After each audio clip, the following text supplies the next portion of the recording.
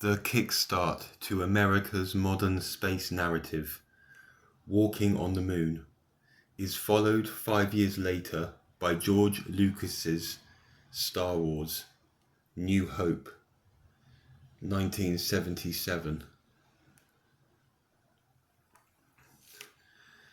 NASA surely realized a stunt like that could not be safely repeated. Televisions were now colorized and highly defined, trickery harder to mask. So, post 1969, attention is drawn to the fantasy aspect and cinematic experience. 60 years on, you can take in the same extended saga with parents and even grandparents. Romance, politics, and value systems given a platform to add validity to this final frontier. In these posters, Hollywood makes a seamless switch from 1960s westerns to space adventure. Full-color 3D collage-style images, full of esoteric symbolism, and promising, exciting action sequences with the most well-known Hollywood faces.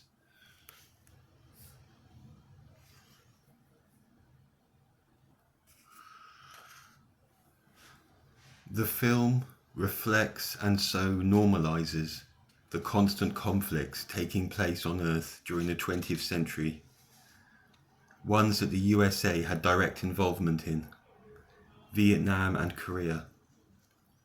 It says, look, mass killing and all the machinations of war, the upkeep of armies, is to be expected and part of the human struggle. It is also a way of reminding populations of the traumas of World War II and who are the goodies and baddies.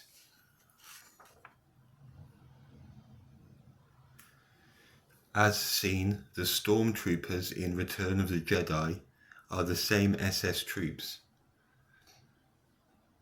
Darth Vader is Adolf, another reimagining of the so-called Roman Empire. Moreover, the ruling classes, space aristocracy so to speak, on both sides, wear what could be likened to Phoenician merchants' robes, and are usually hooded or veiled in the case of women. Secret societies, the Jesuits, black and scarlet draped cardinals of the Catholic Church.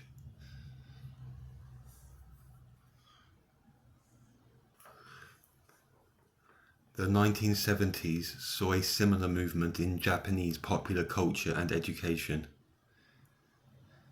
They even had their own Space Expo. This shows how governments colluded to justify the existence of NASA and other agencies.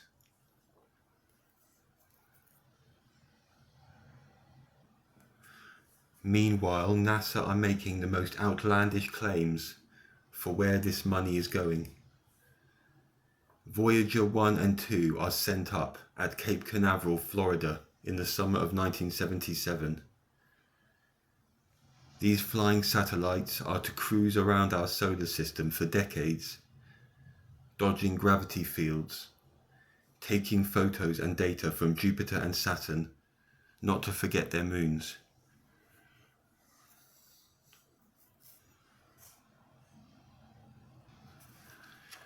Return of the Jedi opening scene takes place on Tatooine, a desert planet filmed by Lucas on the Tunisian island of Jerba. NASA are fond of using desert locations to depict Mars, as seen from one of their rovers. The infamous mouse on Mars, scurrying across, instantly ruining the illusion. These inhospitable places, like the Antarctic ice wall, protected from prying eyes, with movement sensors, turn back signs, followed by patrolling vehicles.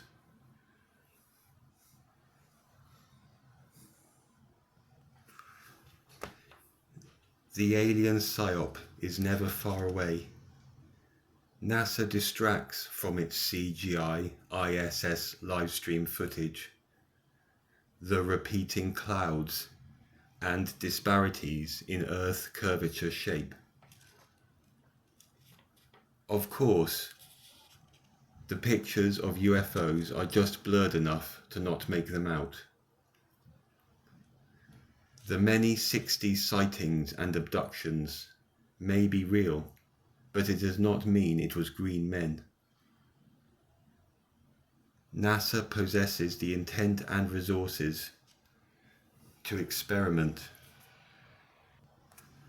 with all sorts of airborne technology using hidden knowledge of electromagnetics.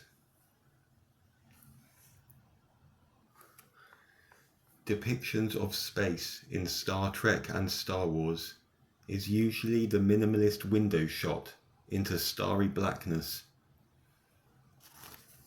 as with current ISS fakery. Even the Death Star is our moon. What is not added cannot be questioned, and there is the familiarity with what we see on a clear night. The mental bridge to reality.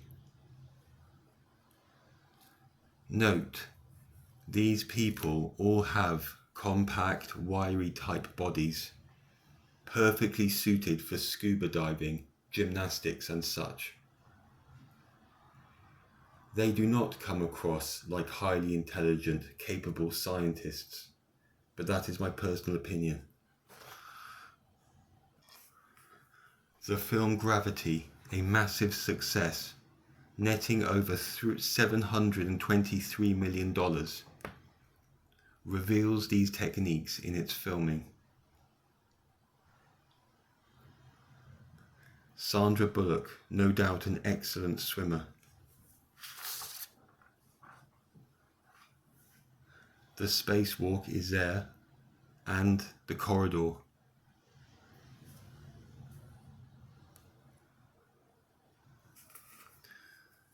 Still, she did not use the Airbus A3100G, catering for up to 50 people, lasting at least 22 seconds floating, but able to do consecutive loops. Seen here with these actors playing with soft toys. The dumbing down has never been worse than now. As people wake up, NASA cranks up the nonsense.